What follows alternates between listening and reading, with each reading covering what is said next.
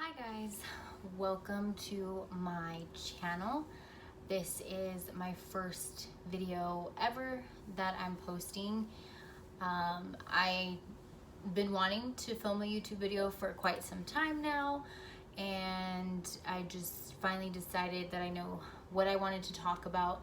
It's definitely not how I imagined my first video ever to be on my YouTube channel that was going to be going up. I've had a lot happen in my life. I used to do YouTube a while back, and it was more of like a fun channel. We would do skits, things of that sort, and I always knew I wanted to get back into it.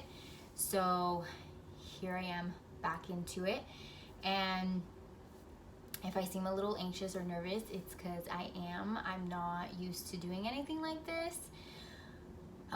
Like kind of like talking to a camera sort of thing, and I'm gonna have to make sure I look at the camera and I don't look outside. I'm filming like right by my window, so if I look to the side, it's just nerves.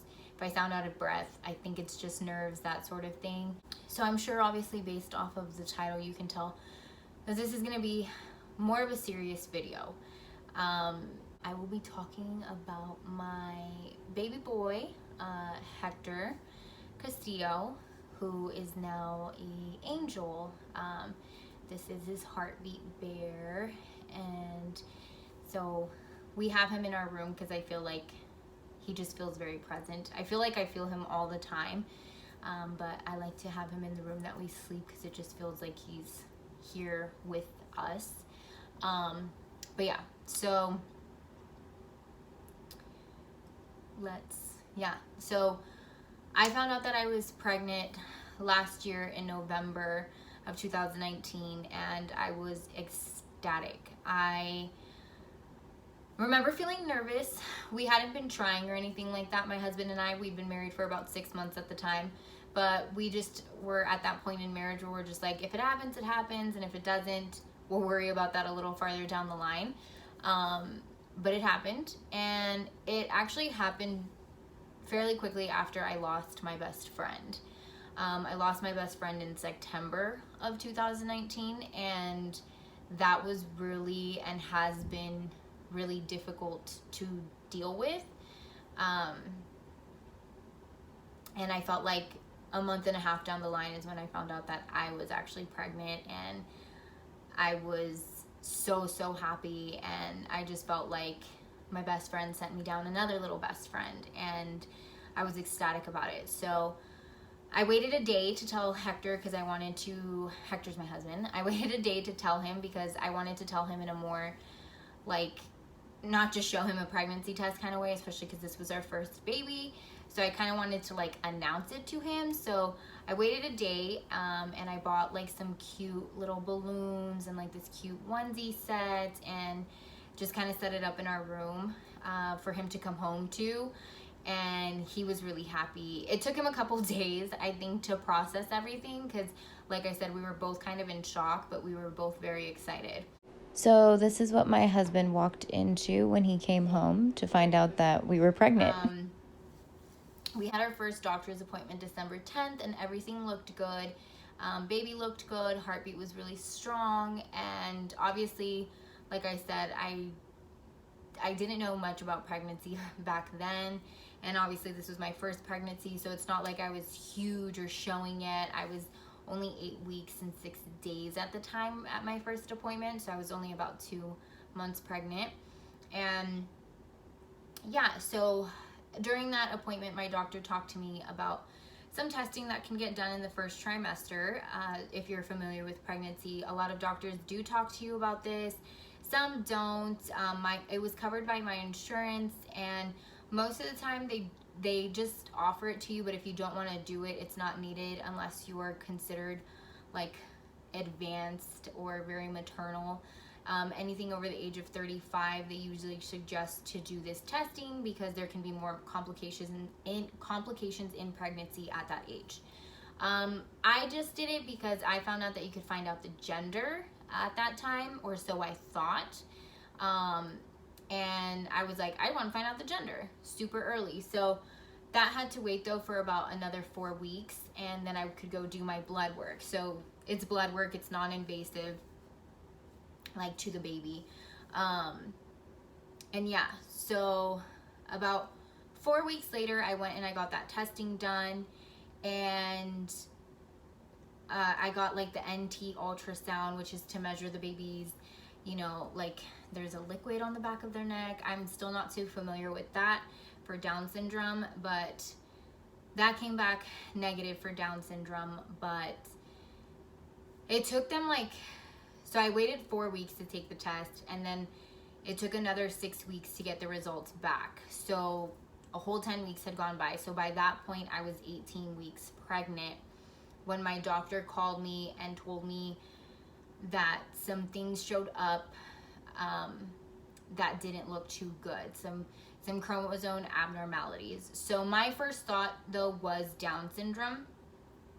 And I was at work, so I walked out of the office as he called me, and I was like, okay, like, what's going on? So he said that I tested really high in trisomy 18, also known as Edwards syndrome. I was 1 in 3 women that could possibly be carrying a baby with trisomy 18. I didn't know what that was. Like, as soon as he said those words, I was like, what is that? And then he said that it was terminal. I knew what terminal meant. And he said that most babies that with as high chances as my baby had didn't even make it past the first trimester, but I was actually already in the second trimester. So he said that most babies, if you decide to carry in the womb, at some point their hearts can give out, or you make it to term and the baby doesn't live longer than moments, or even actually during labor can possibly pass. This was my first baby, and I was broken, to say the least. I remember blacking out as he was telling me these things, because there was still more. So then from there, he tells me that unfortunately that I also tested really high in 1 to 10 for congenital heart disease for the baby, which is basically the baby, like the heart, it's not that it's not forming, but possibly will have some defects. It was really hard to say because he did have such a strong heartbeat. That one was a little more confusing to me because when we did go in, so like a week later, we had to go in to get the measurements of the baby. At that point, I was 19 weeks pregnant. We had to meet with like a specialist to see what our options were. And unfortunately, when you're carrying a baby with such a diagnosis, there's a few more. There's trisomy 18, which is what we got diagnosed with. There's trisomy 13, which is known as Turner syndrome, and then there's trisomy 21, which is Down syndrome. Down syndrome isn't usually fatal, but it is, there's different spectrums of Down syndrome, and I don't think they can tell you for sure. These are all, it's just blood work, so they can't diagnose you with it until them looking further into it. So a week later, we met with a specialist, my husband and I was hopeful, but I was also kind of realistic. Like, I think every single day for that week, I was looking at my belly. I was like, maybe I should look bigger by now.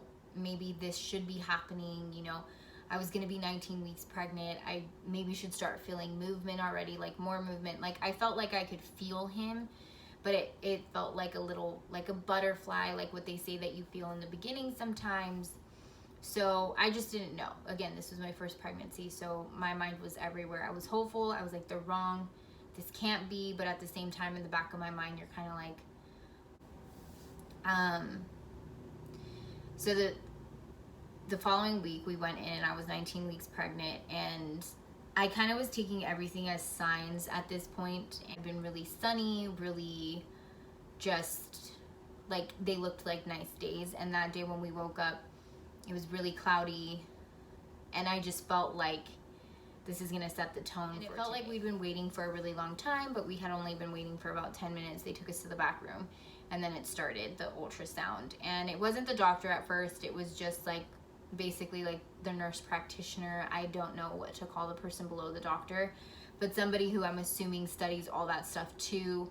And she was basically saying like these numbers that I had no idea what they meant, but I was looking at the baby the whole time on the screen, and he just looked so small. And I had been looking at like ultrasounds leading up to that, to what babies are supposed to look like, and he didn't look like that. So I was worried, because I was like, okay, like maybe that's normal. I don't know. I'm not a doctor, but like I said, I had been Googling pictures or seeing pictures of like what people were posting of their baby ultrasounds and what their baby looked like at that time, at certain weeks and all that stuff. And I just felt like my baby wasn't there. And this ultrasound lasted maybe like 30 to 35 minutes.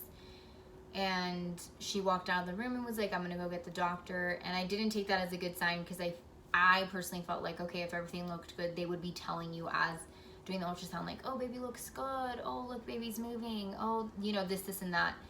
And there was none of that. And the doctor came back in and he was like, just looking at these numbers, I don't have good news for you.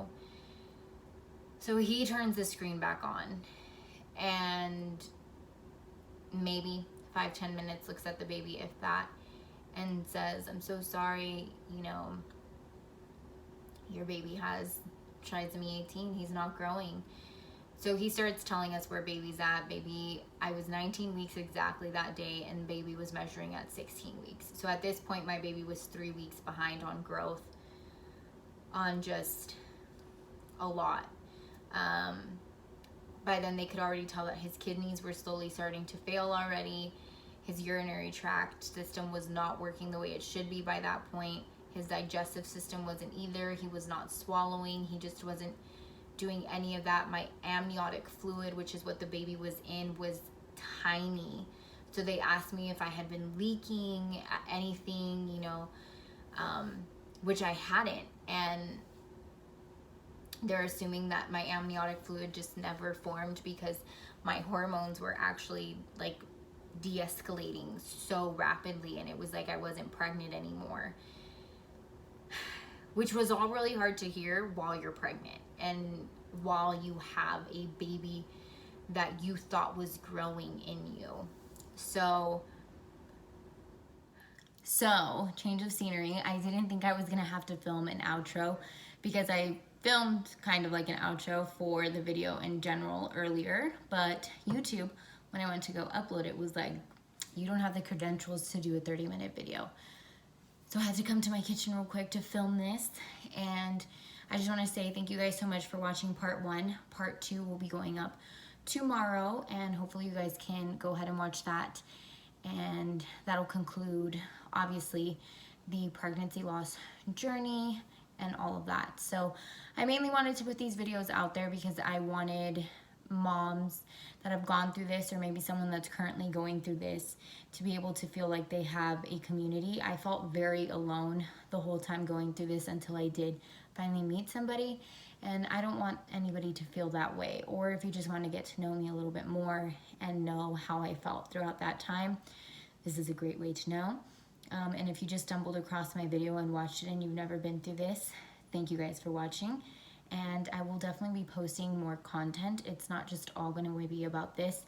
This is just my first video going up. So I hope to see you guys in my next videos, and I will talk to you guys then. I don't really know how to film an outro, so if it's a little weird, sorry. If this video has horrible editing, sorry. But yeah, so I will see you guys next time. Bye.